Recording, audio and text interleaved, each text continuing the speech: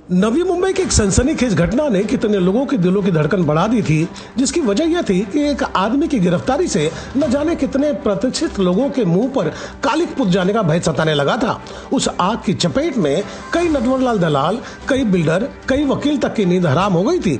बात यहीं खत्म नहीं होती। अगर यह आग और भड़कती तो शायद कुछ न्यायाधीश भी नब जाने की आशंका होने लगी थी। पनवेल का खास दलाल तो पनवेल पुलिस थाने की चौखट में एड़िया रगड़ता देखा गया था। वजह साफ है, बेईमानी से शीश महल बनाने वाले को ज्यादा डर सताने लगा था।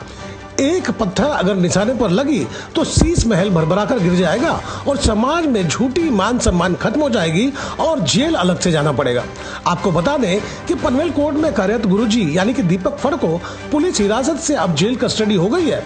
जिस वक्त दीपक फड़ को जेल रवाना हुआ, उसके चेहरे की खुशी देखते ही बन रही थी। उसे लग रहा था कि उसने जंग जीत ली हो।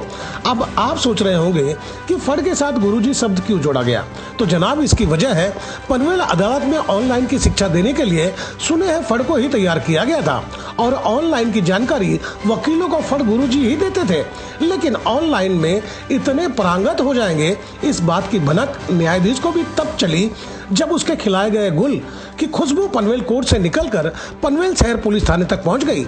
जिसके बाद पनवेल शहर पुलिस ने तत्परता दिखाते हुए दीपक फड़ को गिरफ्तार कर लिए और पनवेल पुलिस तफ्तीश में जुट गई।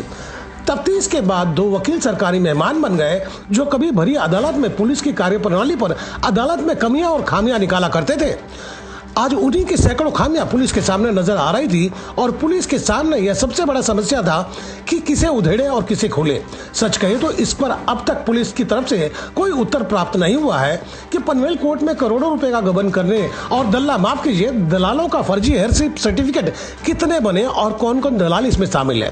अब आपके जहन में सवाल कौंधने लगा होगा कि भला गबन के करोड़ों रुपया गबन के मामले को फर्जी हेयरशिप से क्यों जोड़े जा रहे हैं। तो जनाब आपको बता दें, यह गठजोड़ कुछ वकील और दलाल और फड़ के बीच बन गई थी, जो अब जाकर वकील की गिरफ्तारी के बाद साफ हुआ है।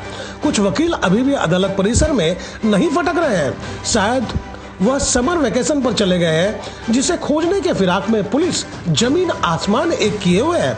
आपको बता दें कि कोर्ट परिसर के भीतर का यह गठजोड़ की भनक कुछ वकीलों को लग गई थी, पर कोई आज की तारीख में पचड़े में नहीं पड़ना चाहता। उनकी सोच शायद इस तरह की बन गई है कि हमाम में सभी नंगे हैं और नंगों की क्या चर्चा करना।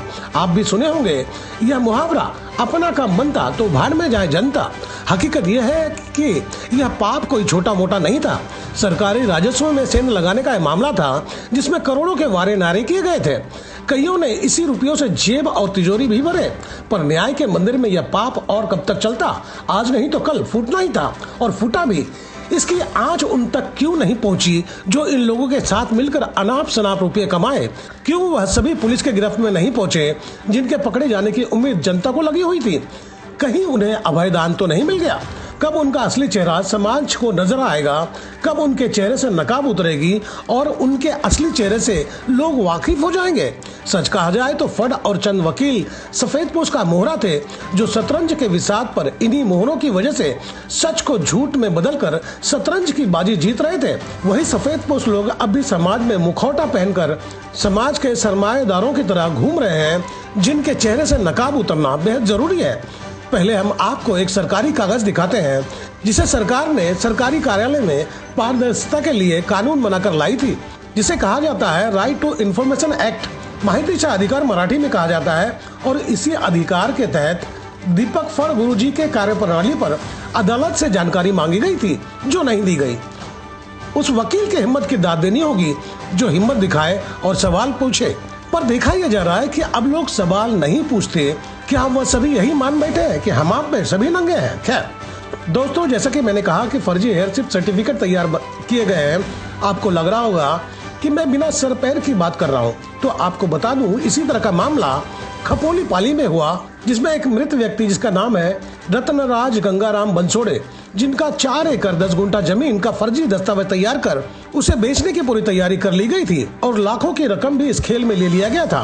पर यह भांडा फूट गया और आरोपी पकड़े गए, जिसकी फिलहाल जांच अलीबाग आर्थिक गुना शाखा में चल रही है।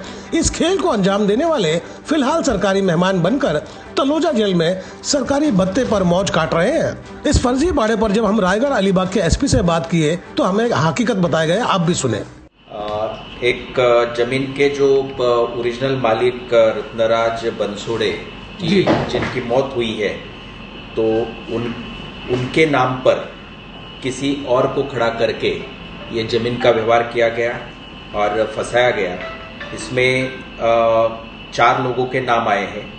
एक सुमित जैन की जो ऑलरेडी मैथ है, विठल नाकोड़े की जो रहने वाले कांजूर मार्ग मुंबई के हैं, वीरेंद्र कदम ये कांजूर मार्ग के हैं, और चंद्रकांत सावंत ये पालघर का रहने वाला है। ऐसे 4 लोगों ने मिलकर ये एक बनावट डॉक्यूमेंट बना के ये जमीन का व्यवहार किया था।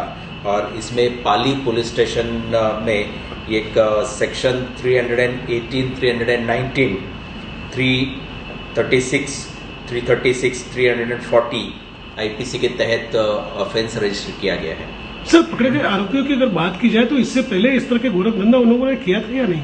कुछ जानकारी मिली इस विषय में? नहीं, अभी तो ये यानी कि इसमें से कुछ आरोपी जो है अभी जेल में है, एंड हम लोग कोशिश कर रहे हैं कि इनको इस गुने में जो उनका ताबा है हम लेने की कोशिश कर रहे हैं। ऑलरेडी उनका जो हिस्ट्री है तो ऑलरेडी ये जेल में है, तो उनको हम जल्द ही ये गुने में लेंगे और आगे का तपास करेंगे। सर, एक आखिरी सवाल करना चाहिए। आंकड़ों की अगर बात की जाए तो इस जमीन की कीमत कम से कम क्या होगी? नहीं, ऑफिशियल तो जो यानी कि एफआईआर में जो फिगर आया है वो 68 लाख रुपीस का है जी, कि जो चीटिंग हुआ है। तो हम उस हिसाब से कहने की हम अकाउंट्स भी वेरीफाई कर रहे हैं कि कौन सा आरोपी है जिसके अकाउंट में कितना पैसा गया है, तो मनी ट्रेल वगैरह जो है हम वेरीफाई कर रहे हैं। ठीक इसी तरह का मामला नवी मुंबई पनवेल उरण अदालत में हुई है। इस तरह की चर्चा का बाजार गर्म है। उम्मीद जनता जनार्दन को यह है कि पनवेल शहर पुलिस मामले की गंभीरता को देखते हुए मामले के तह तक पहुंचकर उन ठग दलालों और फर्जी बिल्डरों के गिरेबान में हाथ डालकर उनके जुबान खींचकर हकीकत का पर्दाफाश करेंगे।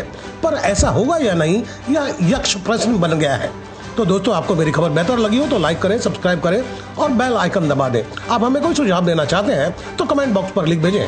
तो गोपाल ठाकुर दीजिए इजाजत। हम जल्द दूसरी खबर के साथ हाजिर होंगे।